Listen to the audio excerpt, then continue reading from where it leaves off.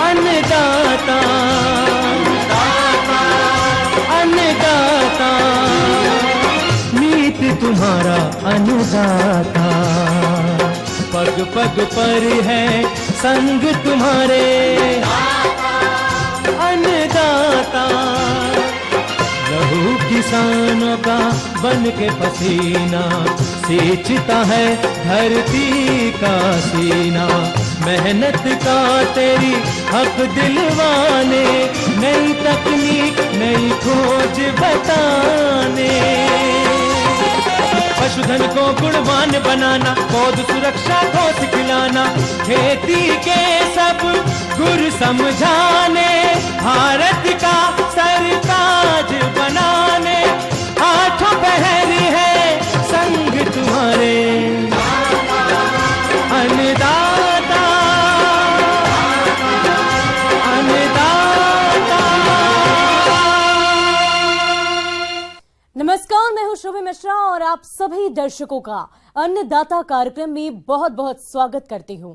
हमारे देश का किसान जन का पोषक है, वो श्रम का देवता है, अन्नदाता है और उसमें ही भारत की आत्मा निवास करती है। ऐसे ही किसानों की प्रगति के लिए हम खेती बाड़ी से जुड़ी बहुत सी नई लाभकारी जानकारियां हर रोज सुबह आपके लिए लेकर आते हैं। तो चलिए कार्यक्रम शुरू करने से पहले देखते हैं क्या है आज के अन्नदाता में खास। पॉली हाउस में करेले की खेती से होगा अच्छा मुनाफा।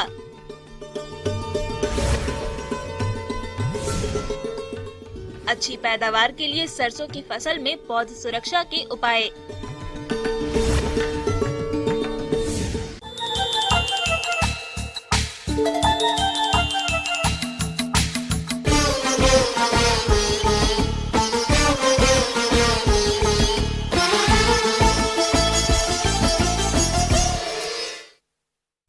देश के ज्यादातर किसान पारंपरिक खेती करते हैं, जिससे उन्हें सामान्य लाभ प्राप्त होता है। लेकिन अगर किसान भाई पारंपरिक खेती से थोड़ा हटकर कुछ नया करें तो उन्हें अधिक लाभ प्राप्त होगा। इस कड़ी में किसान भाई पॉली हाउस में करेले की खेती करें तो इससे अधिक मुनाफा कमा सकते हैं, क्योंकि आजकल करेले की मांग वर्ष भर में बनी रहती है। तो चलिए पॉली हाउस में इसकी खेती के बारे में जानते हैं। बिहार कृषि विश्वविद्यालय सबौर जिला भागलपुर के कृषि वैज्ञानिक डॉक्टर आरबी वर्मा से।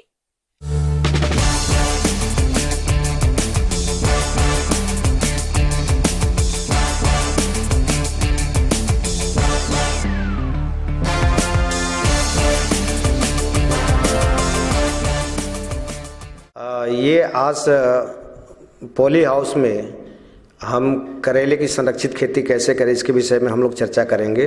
तो पॉली हाउस में यही एक फ़ायदा होता है कि हम जब चाहें अपने हिसाब से कर सकते हैं according to the poly house. पहला होता है जिसको हम कहते हैं high tech environment control system, जिसमें 100% इन्वायरमेंट आपका कंट्रोल होता है। दूसरी चीज़ हम बात करना चाहते हैं करेला पे। करेला ही आप क्यों सेलेक्ट कर रहे हैं? तो करेला देखिए, एक तो रिच सोर्स आपका आयरन है। दूसरी चीज़ होती है कि इसमें भी गायनोसिस लाइन होती है, इसमें दो वैरायटी अभी मुख्य रूप से हमारे पास गायनोसिस लाइन की है। एक है पूसा रसदार और पूसा विशेष। ये दो प्रजातियां मेरे पास से अभी है जो गायनोसिस लाइन में है। तो इसको मोर मतलब पार्शियली जो है तो हम इसको यूज़ करते हैं करेले को उसमें पॉली हाउस के अंतर्गत। जनरल वेराइटीज़ को आप जो है करेले की जनरल वेराइटी जो होती है उसको आप अगर पॉली हाउस में यूज़ करते हैं तो थोड़ी सी आपको समस्या आती है। किस्मों का चयन कर लेने के बाद पौधों को बीमारियों से बचाने के लिए कार्बेंडाजिम 2 ग्राम दवा से प्रति किलोग्राम बीज को उपचारित करें। पॉली हाउस में करेले की खेती करने के लिए पौध तैयार हेतु प्रो ट्रे का इस्तेमाल करें, जिसमें आप आसानी से एक एक छिद्र में करेले के बीज की बुआई कर सकते हैं। करेले के पौधों को प्रो ट्रे में तैयार करने के लिए कोकोपीट, परलाइट और वर्मी कंपोस्ट आदि का मिश्रण बनाएं और फिर मिश्रण को प्रो ट्रे में भरकर प्रति छिद्र एक बीज की बुआई करें। ट्रे में बीज की बुआई करने के 3 से 4 दिन में बीज का अंकुरण हो जाता है। एक बात तो ये जान लीजिए कि सीड सोइंग के लिए लगभग आपको जो है 1400 या 1500 पौधे उस 500 स्क्वायर मीटर के अगर आपका जो है पॉली हाउस है को जरूरत पड़ेगी।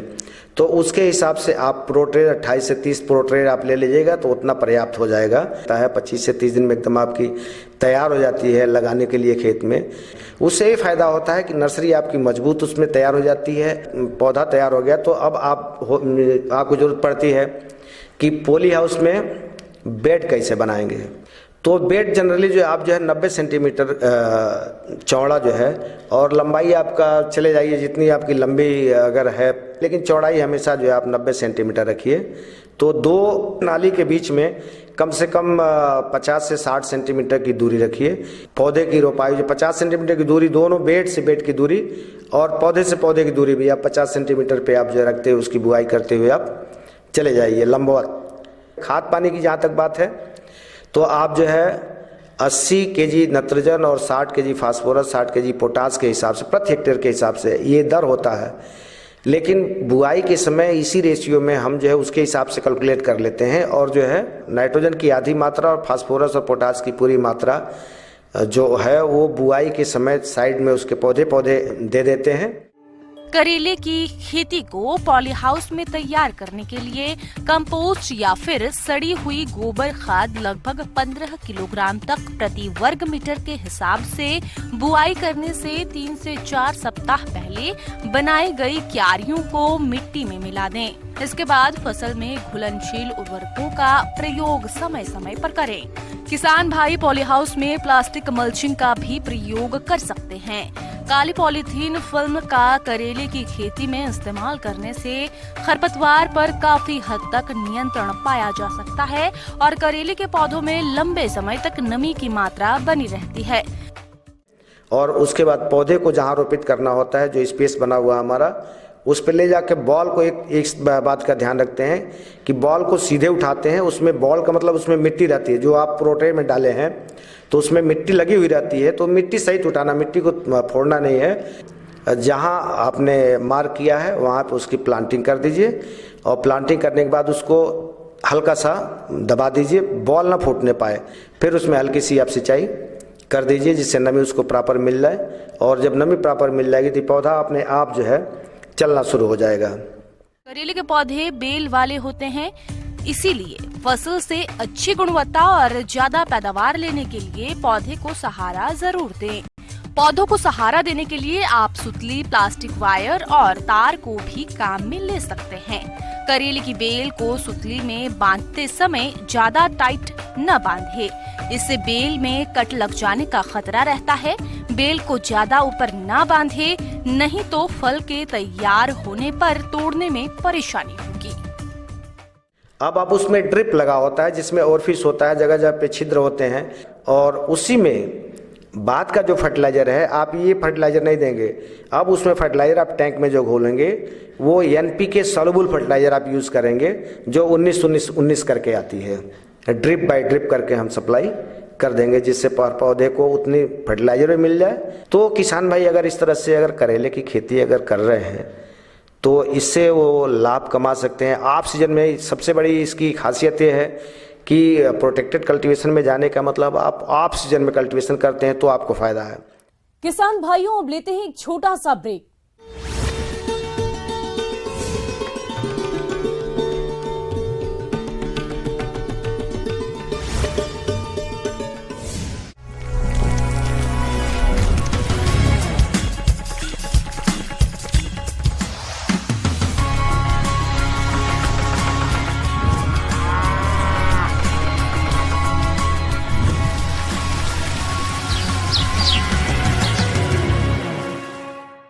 और ब्रेक के बाद आप सभी दर्शकों का अन्नदाता में एक बार फिर से स्वागत है।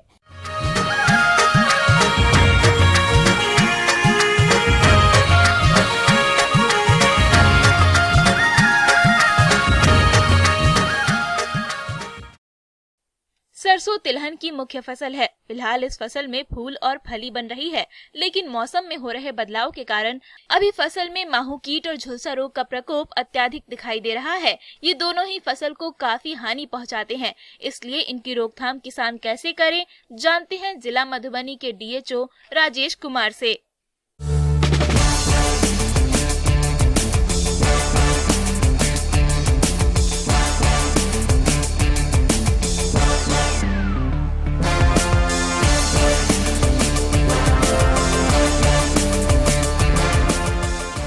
जहाँ तक मस्टर्ड की बात है तो मस्टर्ड में एक माहू या इंग्लिश में एफिड बोलते हैं, वो अकेला 80 to 90% फसल बर्बादी का कारण होता है। इसका एक समय होता है आने का, यानी माहू का अटैक तब होगा जब बहुत ज़्यादा ठंडा हो तब भी नहीं होगा, गर्म हो तब भी नहीं होगा। यानी जैसे ही वातावरण में अप डाउन हुआ, यानी वातावरण में अचानक ज़्यादा ठंड पड़ जाए, ज़्यादा गर्मी पड़े और क्लाउडी वेदर, दो कंडीशन है। वातावरण में परिवर्तन मतलब तापमान का परिवर्तन होना, अचानक और क्लाउडी वेदर, अगर ये दो कंडीशन किसान बंधु को दिख जाए तो सोचिए कि माहू का अटैक होना तय। चेपा जिसे माहू कीट भी कहते हैं, यह एक रस चूसने वाला कीट है। यह हरे रंग का छोटा और मुलायम कीट है जो फसल में फूलों के गुच्छों, कच्ची फलियों और पत्तियों की निचली सतह पर समूह में पाया जाता है। देर से बुआई वाले खेतों में चेपा कीट का प्रकोप अधिक होता है।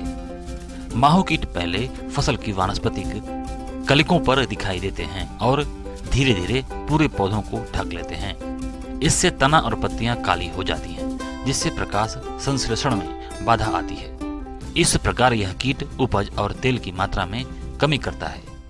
माहू मस्टर्ड क्रॉप में इस मतलब 80 to 90% अलग मतलब ये अकेला डैमेज का कारण होता है। इसके लिए ये बहुत नाजुक कीड़ा होता है और ये जिस समय फल और फूल मतलब अवस्था में होता है, इसी अवस्था में माहू का अटैक होता है और क्या करता है कि सब कुछ मतलब सकिंग पेस्ट है, इसको हम लोग बोलते हैं, चूसक रस चूसक यंत्र है, वो फल और फूल बनने ही नहीं देता, उसका पूरा का पूरा रस चूस लेता है, जिसके कारण ये सोचिए कि 80 to 90% आपका ये बर्बाद हो जाता है। तो चूंकि एक बहुत नाजुक कीड़ा होता है, इसकी रोकथाम के लिए जहाँ तक संभव हो सके सरसों की बुआई 15 अक्टूबर तक कर देनी चाहिए। इससे फसल में कीट का प्रकोप कम होता है। उर्वरकों की अनुशंसित मात्रा का ही प्रयोग करना चाहिए। प्राथमिक अवस्था में माहू कीट से ग्रसित टहनियों को तोड़कर नष्ट कर देने से कीट की वंशावृद्धि को कम किया जा सकता है। इसके लिए उतना हार्ड दवा की इंसेक्टिसाइड की जरूरत नहीं है। किसान बंधु अगर चाहे तो क्लोरोपायरिफोस 1.5 से 2 ml प्रति लीटर के वाटर के हिसाब से, या अगर वो अवेलेबल नहीं है तो इमिडाक्लोप्रिड के से भी आप 1 से 1 मिलीलीटर पर लीटर वाटर के हिसाब से इमिडाक्लोप्रिड से भी आप नियंत्रण कर सकते हैं। इसके अलावा रस्ट, झुलसा भी इसमें मतलब इसका प्रकोप कहीं कहीं देखा जाता। एक रस्ट होता है, व्हाइट रस्ट, आप देखिएगा कि जो फली जो होता है उसमें उजला उजला कलर के वो आपको पूरा दिखना शुरू हो जाएगा, तो सोचिए कि आपके पास इसमें रस्ट का प्रकोप होगा। इसलिए रस्ट की स्थिति में आप पाउडर सल्फर का मतलब वेटेबल पाउडर सल्फर का प्रयोग आप कर से इसका निदान करें। इसके नियंत्रण के लिए बुआई से पहले बीजों को कार्बेंडाजिम 2 ग्राम प्रति किलोग्राम बीज की दर से उपचारित करके ही बुआई करें। खड़ी फसल में रोग के लक्षण दिखाई देने पर कॉपर ऑक्सीक्लोराइड 50 WP या मैंकोजेब 75 WP की 2 ग्राम मात्रा प्रति लीटर पानी के हिसाब से घोल बनाकर छिड़काव करें। जरूरत के हिसाब से छिड़काव 20 दिन के अंतर पर दोहराएं। करना चाह रहे थे उसकी गुणवत्ता को बढ़ाने के लिए, इफिशिएंसी को बढ़ाने के लिए अगर सल्फर का स्टिकर का प्रयोग करते हैं तो बहुत बढ़िया है। अगर जैविक खेती अगर जैविक चाहते हैं तो उसमें आप नीम ऑयल जिसको बोलते हैं नीम का तेल, आपका 50 मिलीलीटर 1 टंकी पानी में आप दवा का प्रयोग कर सकते हैं। नीम का तेल भी कारगर है। अगर आप जैविक खेती करना चाहते हैं तो मैं नीम नीम तेल का ही प्रयोग करने के लिए दूंगा। और आप जो है पीला रंग का स्टिकी पेपर लगा सकते हैं। इसलिए जब इनिशियली स्टेज हो तभी ये आपका मतलब जो स्टिकी है येलो कलर का वो काम करेगा। हैवी स्टेज में आपका काम नहीं कर सकता है क्योंकि माहू का अटैक बहुत ज़्यादा हो।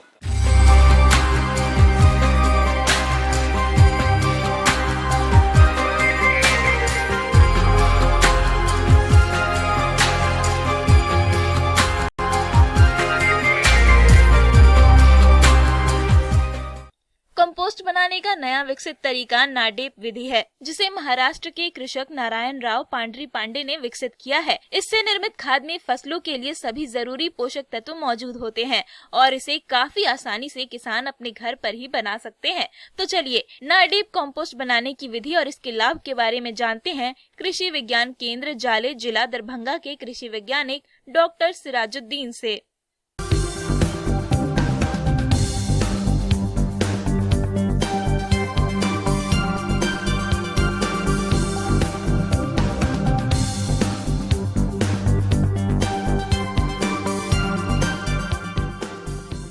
कृषक भाइयों, आज हम जानेंगे कि नाडेप विधि से आपकी कंपोस्ट या खाद कैसे तैयार की जाती है। तो सबसे सर्वप्रथम अगर हमें नाडेप कंपोस्ट बनानी है तो हमें एक टांका बनाने की ज़रूरत होती है, जिसे हम टैंक भी बोलते हैं। और इस टैंक को बनाने के लिए सबसे पहले ये समझना जरूरी है कि इसका आकार क्या होना चाहिए। ईंटों की सहायता से पक्का नाडेप बनाया जाता है, जिसका आकार 10 फीट लंबा, 6 फीट चौड़ा और 3 फीट ऊंचा होता है।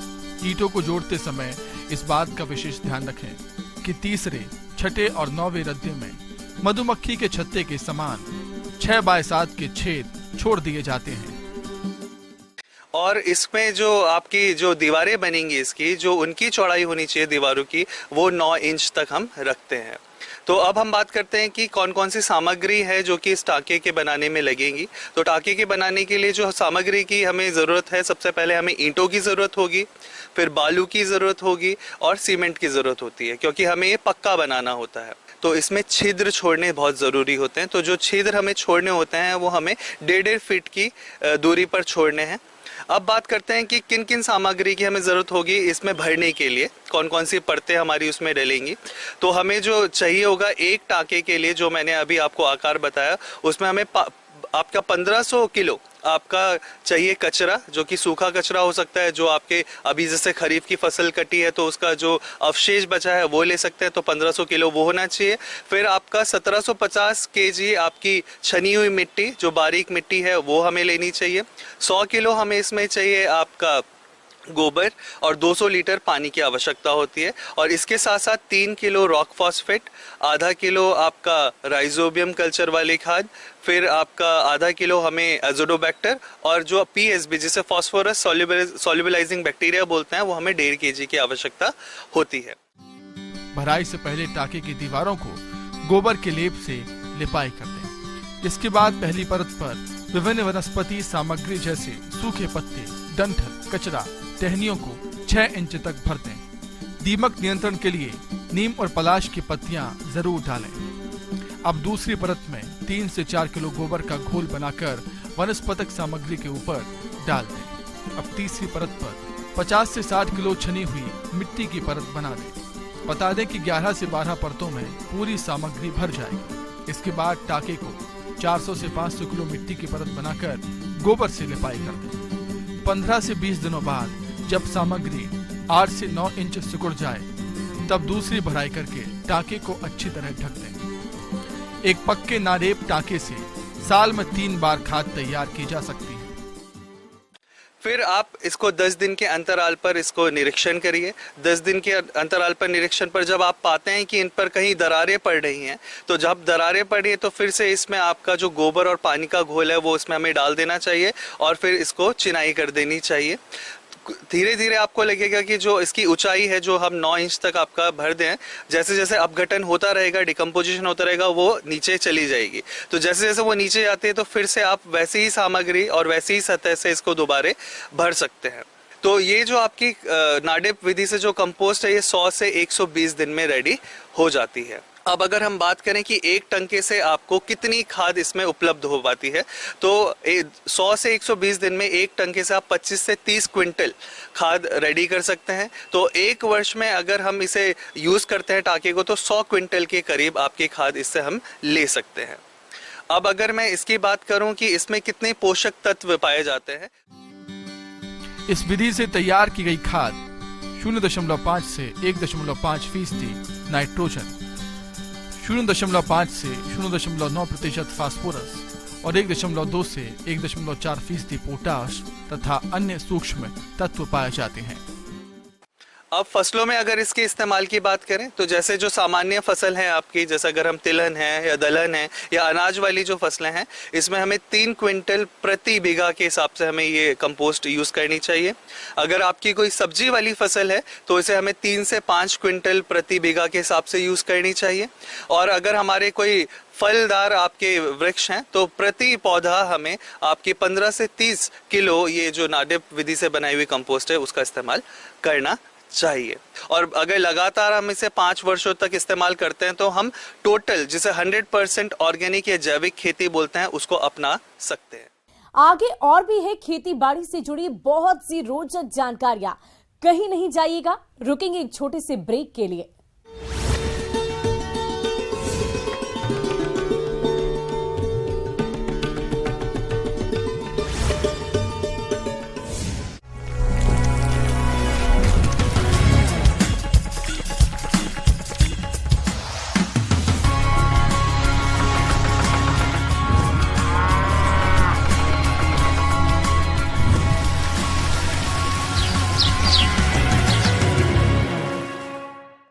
ब्रेक के बाद एक बार फिर से आप सभी दर्शकों का अन्नदाता कार्यक्रम में स्वागत है।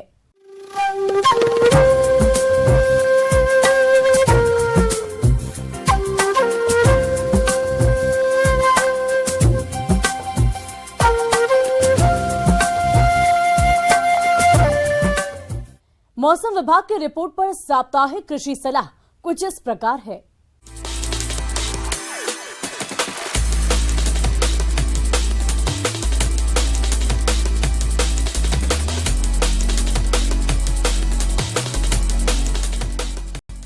ग्रामीण कृषि मौसम सेवा भारत सरकार और कृषि विज्ञान केंद्र नवादा के मौसम विभाग के सहयोग से जारी मौसम पूर्वानुमान के अनुसार पूर्वानुमान की अवधि में नवादा और इसके आसपास के इलाकों में अगले 1-2 दिनों आसमान साफ रहने की संभावना है।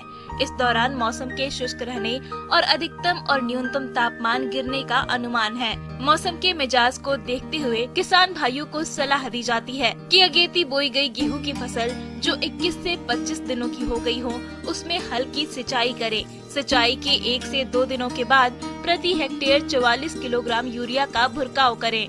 इस समय चना और मसूर में 2 बार निकाई गुड़ाई करना आवश्यक है। चना में कजरा कीट तथा सेमुलू पर पिल्लू की निगरानी करें और बचाव के लिए खड़ी फसल में क्लोरपाइरिफॉस का 2.5 मिलीमीटर प्रति लीटर पानी में घोल बनाकर शाम के समय छिड़काव करें। मसूर में उकटा रोग की प्रारंभिक अवस्था दिखाई देने पर कॉपर ऑक्सीलोराइड घुलनशील चूर्ण और 3 ग्राम दवा प्रति लीटर पानी की दर से घोल बनाकर पौधे के जड़ों के पास स्प्रे करें। सरसों में हल्की सिंचाई बुआई के 30 से 35 दिन बाद करें। लाही कीट की निगरानी करें। लक्षण दिखाई देने पर ऑक्सीडेमेटान मिथाइल 1 मिलीमीटर प्रति लीटर पानी में घोलकर छिड़काव करें। गोभी की फसल में डायमंड बैक मोथ कीट का प्रभाव देखा जा रहा है। इसे नियंत्रित करने के लिए स्पिनोसाइड 0.5 मिलीमीटर प्रति लीटर पानी का छिड़काव करें। टमाटर में पिछात झुलास रोग की निगरानी करें। इसके आक्रमण से टमाटर की पत्तियां किनारे से सूखती हैं और गहरे भूरे रंग की हो जाती हैं। सुबह में आक्रांत भाग के निचले सतह पर उजले रंग का फफूंदा नजर आता है। इसके नियंत्रण के लिए मैंकोजेब एवं मेटालिक्सिल 2 ग्राम प्रति लीटर पानी में घोल बनाकर फसल पर छिड़काव करें। बरसीम एवं लूसन की कटाई 25 से 30 दिनों के अंतराल पर करें। प्रत्येक कटनी के बाद सिंचाई करें। सिंचाई के उपरांत खेत में 10 किलोग्राम प्रति हेक्टेयर की दर से यूरिया का व्यवहार करें। आम के बगीचे की जुताई करने के बाद पेड़ों में सिंचाई करें। आम में मिलीबग नियंत्रण के लिए वृक्ष के चारों ओर मिथाइल पैरेथियोन 2% धूल भुरकाव करें। कम तापमान दूध उत्पादन और घरेलू पशुओं के उत्पादन पर प्रतिकूल प्रभाव डाल सकता है। किसानों को सलाह दी जाती है कि वो रात के समय मवेशियों को शेड के अंदर रखें और ठंड से बचाने के लिए सूखा बिस्तर प्रदान करें। खाने में प्रोटीन स्तर और खनिज को बढ़ाएं ताकि जानवरों को ठंड की स्थिति से निपटने के लिए स्वस्थ रखा जा सके।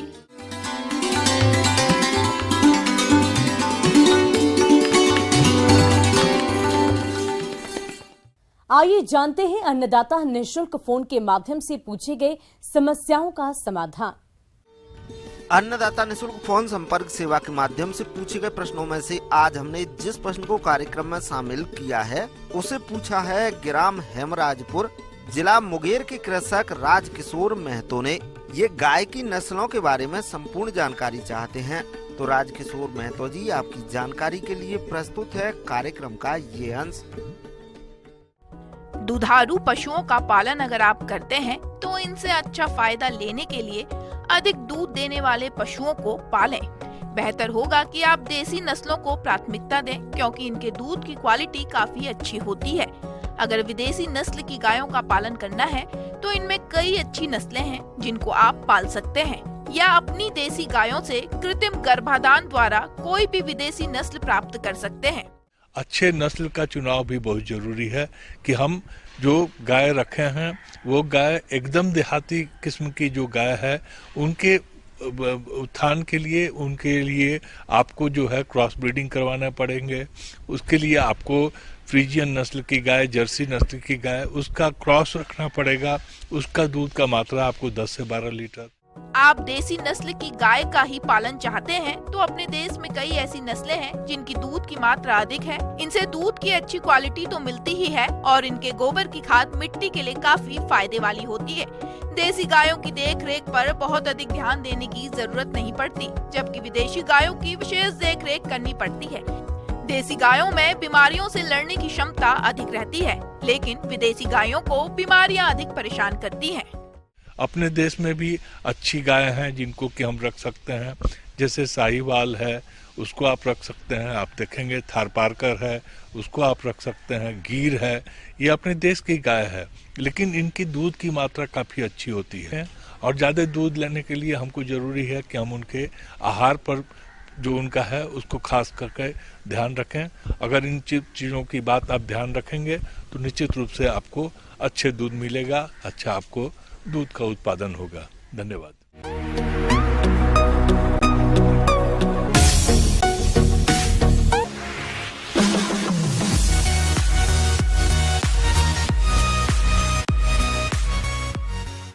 और एक नजर डालते हैं राज्य की कुछ मंडियों के प्रमुख फसलों के बाजार भाव पर।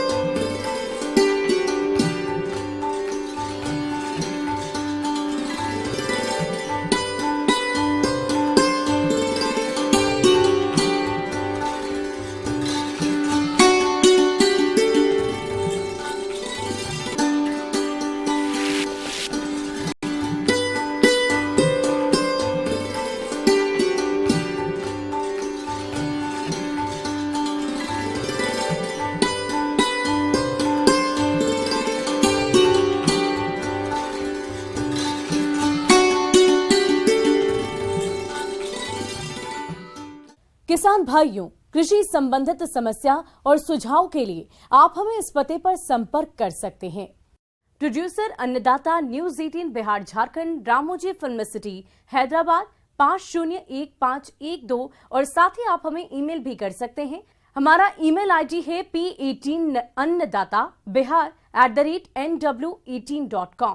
इसके अतिरिक्त आप हमें निःशुल्क हेल्पलाइन नंबर 180088926163 पर सोमवार से लेकर शनिवार सुबह 10 बजे से शाम 4 बजे के बीच संपर्क कर सकते हैं। और अब समय हो रहा है आपसे विदा लेने का। कल फिर होगी मुलाकात कृषि से जुड़ी महत्वपूर्ण जानकारियों के साथ। नमस्कार।